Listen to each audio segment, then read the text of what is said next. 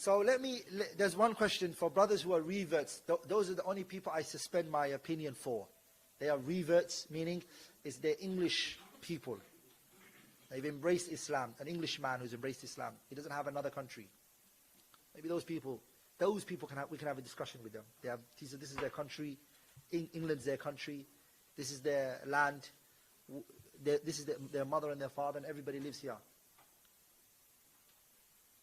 The ayat of Hijrah is actually talking to what? He's talking to the people like that, generally speaking. But it's a bit tricky, so those issues might need a bigger fatwa. But if you're Somali, and you're in Canada, and England, brother, or you're from Bangladesh, you're from Pakistan or Muslim countries, let's just go back to where we came from originally and build our countries and focus on raising our children. 100% that's what I believe. When you're an imam of a masjid in the UK, you hear the problems of the community.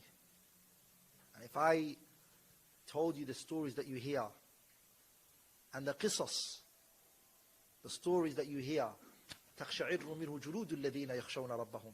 And every time you remember, it's because of the environment. And you have to think deeply.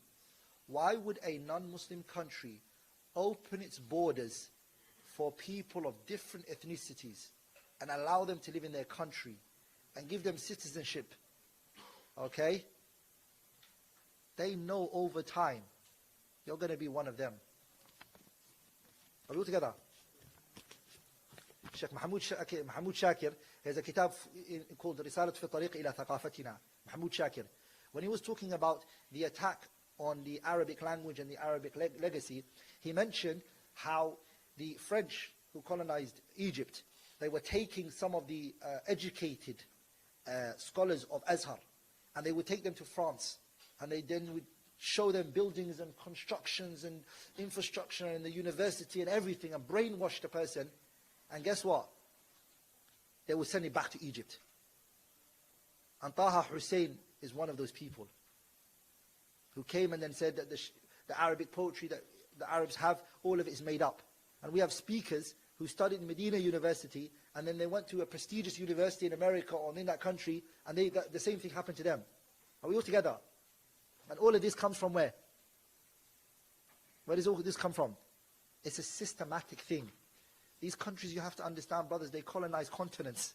They won't be able to, they're not weak enough not to be able to overcome the Muslims in their land.